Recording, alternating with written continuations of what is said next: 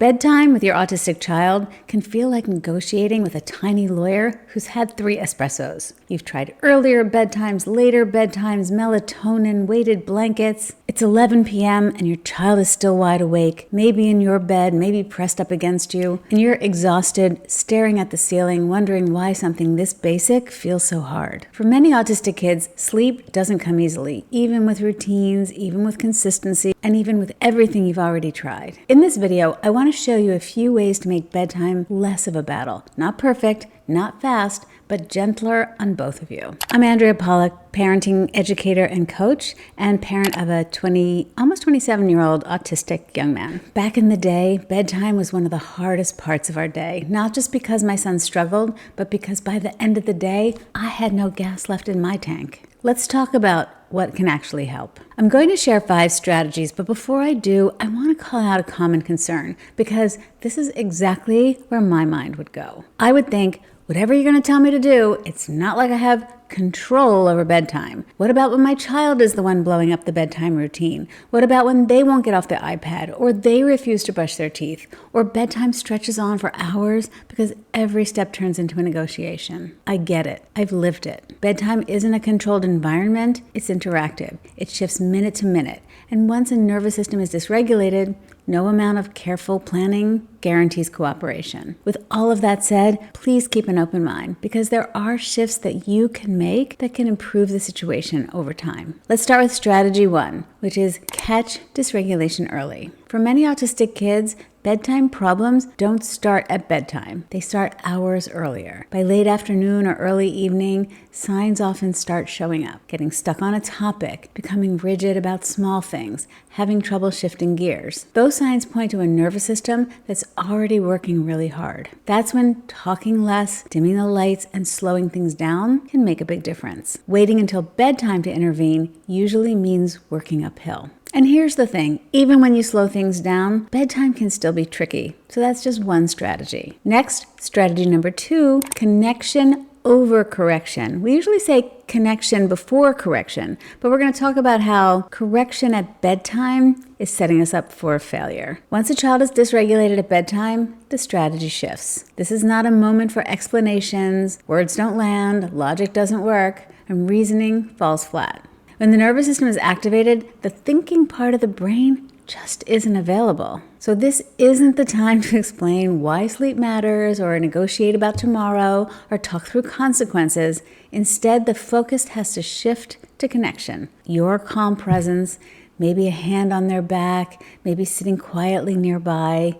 You're not trying to talk them into sleep because that won't work. You're offering your regulated nervous system as a resource. The conversations still matter, they will just work better the next day when the nervous system is calm enough to actually process them. That brings us to strategy 3, which is tend to your own nervous system, which is important because strategy 2 requires you to stay calm, which I know is easier said than done. One of the most important things I ever learned is this, that your child's nervous system borrows yours. At bedtime, nervous systems interact. When bedtime feels urgent, rushed, or tense, their nervous system feels it no matter how much you think you're keeping it inside and no matter if you're saying all the right words. That's why bedtime works best when nothing about it feels rushed.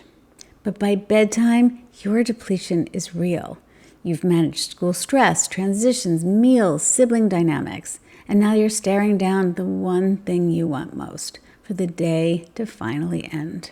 And this is where something very human happens. We start pushing. We rush toothbrushing. We apply pressure, not because anyone is impatient, but because there's nothing left. I remember feeling that urgency in my own body. Please just move. Please just cooperate. Please let this be over. The problem is that pressure, even when it's quiet, adds stress to your child's nervous system that's already overloaded. And stress is the one thing that reliably makes bedtime take longer. So by this time of the night, you're experiencing this internal clash. The feelings are there. There's also awareness that escalating won't help. And layered on top of that is the sense that there's no room for your feelings if bedtime is going to work at all. That tension is real. But there is a solution. Hear me out. The Those feelings do need space, just not in the middle of helping another nervous system settle. The solution is to realize that you're making a strategic choice. So this isn't about telling yourself to calm down or pretending those feelings aren't there. It's about asking, what do I want most right now, and how do I get it? If what I want is for my child's nervous system to stay calm enough to fall asleep, then keeping my own nervous system in check, even while those feelings are present, is the strategic choice I'm going to make to get what I want. That's the strategic choice, to make the decision to override your own emotions in the moment only, not to get rid of them, just to regulate yourself in the moment. Is that an easy thing to do? Of course not. But with practice, it becomes easier and easier. And it is the place that you have control over the bedtime situation. It's the place you have the most control over your own nervous system. This isn't about being selfless. It's strategic. It gets me what I want most right now. The feelings don't disappear. This is a choice about when to give them space, not whether they deserve it. Next, strategy number 4 is choose one enforceable boundary. This is important because the issue isn't just that bedtime needs less pressure. It also needs an endpoint, something that actually brings the night to a close. I think this is best illustrated with a story. I worked with a family where bedtime never really ended. Their son would call for his mom again and again, come out of his room, go into hers after lights out. She was exhausted. There were siblings who still needed her, and by that point in the night, she had nothing left to give. So instead of trying to fix everything at once, we chose one boundary that she could actually hold. And that was after 9 p.m., interaction ended. He could play or read quietly in his room, no electronics, but if he came into her room, she gave no response, not as a punishment, and that's important, but because the reassurance for the night had already been given. The first couple of nights were rough. Even though she had explained it all to him, explained how it was going to work, he was confused. He protested. He couldn't believe the response had changed. But the boundary didn't change, and neither did her tone. She was loving and gentle, but certain. After a few nights, the knocking stopped. What changed was the overstimulation. Once interaction ended, bedtime stopped stretching on. There was nothing left to keep his nervous system activated. His mom also started getting more downtime and sleep, which enabled her to stay more regulated to deal with him during bedtime. This kind of boundary raises real and fair questions. What if the child is younger? What if they need more supervision? What if you're worried they won't get enough sleep? These concerns matter. In this family's case, the nights were already running late. Reducing stimulation actually helped improve sleep. For some families, setting an enforceable boundary, say at reading just one story per night, that might be the good place to start. The boundary will look different for different families. The principle stays the same.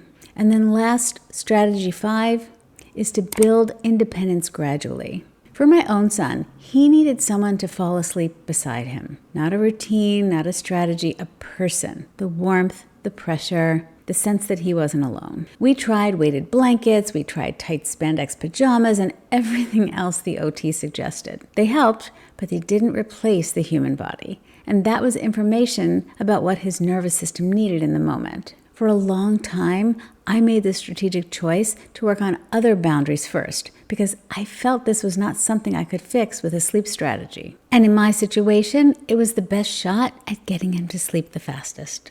When I eventually felt he was ready to try to sleep more independently, I didn't make a sudden change. That would have backfired and overwhelmed his nervous system. Instead, I explained what we were going to do during the day when his nervous system was calm, and then over time, I created distance slowly. So at first, instead of laying on the bed next to him, I just sat on the bed. After a few nights, I just sat on the floor. A few nights after that, I moved closer to the door. Step by step. Each shift gave his nervous system time to adjust without losing the sense of safety it needed to settle. So if your child needs your presence to fall asleep, only you can assess whether their nervous system will tolerate a substitute. You get to choose which boundary makes most sense to bring bedtime to a close. And even when independence feels far away, remember that it can be built in small supported steps at a pace that doesn't backfire. The point isn't a specific rule. The point is the framework. Choose a boundary you can hold, one that reduces the amount of interaction at the end of the night. Hold it with compassion for your child and for yourself. Let the boundary reduce pressure instead of creating more of it. This is the kind of nuance I help parents navigate in my coaching program. This stuff is complex because there's no one-size-fits-all bedtime plan. There's just the right next step for your family. If this helped, I hope you'll share it with another parent, probably staring at the ceiling tonight, wondering when sleep will come. If you liked it, I hope you'll drop a like, consider subscribing if you haven't yet, and I'll see you in the next video.